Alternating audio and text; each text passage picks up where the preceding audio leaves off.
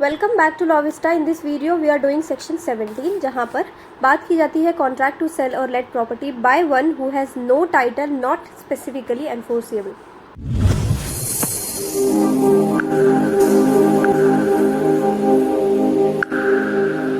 तो टाइटल को कैसे समझना है? कॉन्ट्रैक्ट टू सेल और let property, contract to sell और let property not enforceable by one who has no title.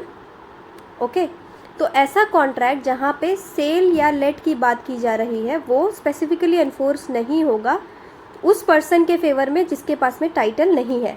तो आई होप सेक्शन 17 का सबसे पहले जो हेडिंग है वो क्लियर हुआ होगा। तो अ कॉन्ट्रैक्ट टू सेल और let any immovable property can not be specifically enforced in favour of a vendor और लेसर। जो पर्सन सेल करता है या लेट करता है वो वेंडर या लेसर कहलाता है। तो जो हमारा वेंडर या लेसर है जिसने अग्रीमेंट किया है, कॉन्ट्रैक्ट किया है कि वो अपनी प्रॉपर्टी को या तो सेल करेगा या फिर लेट करेगा, वही पर्सन कोर्ट में गया है और वो कह रहा है कि इसका स्पेसिफिक परफॉर्मेंस चाहिए कॉन्ट्रैक्ट का। कौन कौन सी सिचुएशंस है? सबसे पहला, who knowingly himself not to have any title to the property has contracted to sell और लेट द प्रॉपर्टी।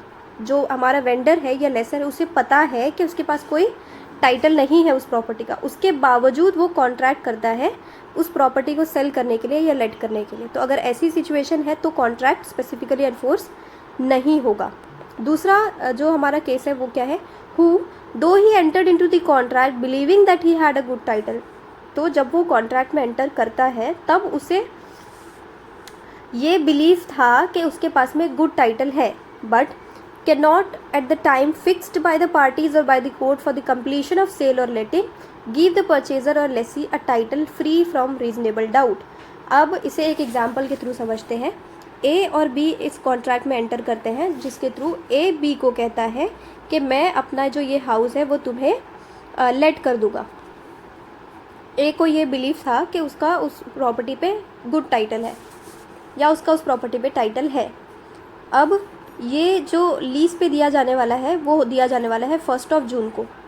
1 जून जब आता है, जब प्रॉपर्टी एक्चुअली लीज पर देनी होती है, उस टाइम पर ए को पता चलता है कि उसके पास जो टाइटल है वो टाइटल गुड टाइटल नहीं है, यानी कि वो उस प्रॉपर्टी का ओनर नहीं है।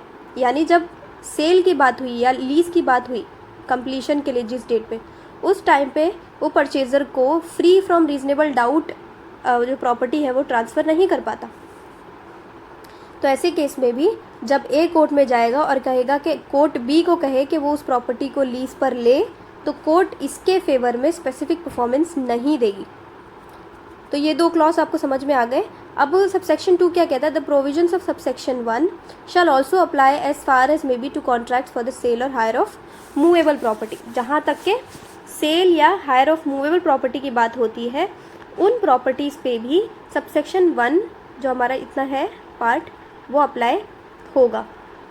तो आई होप सेक्शन 17 क्लियर है। सेक्शन 17 में क्या बात की जा रही है? वो पर्सन जो प्रॉपर्टी को सेल करने के लिए कॉन्ट्रैक्ट करता है या लीज पे देने के लिए कॉन्ट्रैक्ट करता है, और वो पर्सन जब कोर्ट में जाता है, कोर्ट से ये रिलीफ मांगता है कि सामने वाली पार्टी जो है, जो पार्टी टू द कॉन्ट्रैक्ट है दूसरी, उससे स्पेसिफिक परफॉर्मेंस के लिए बोला जाए।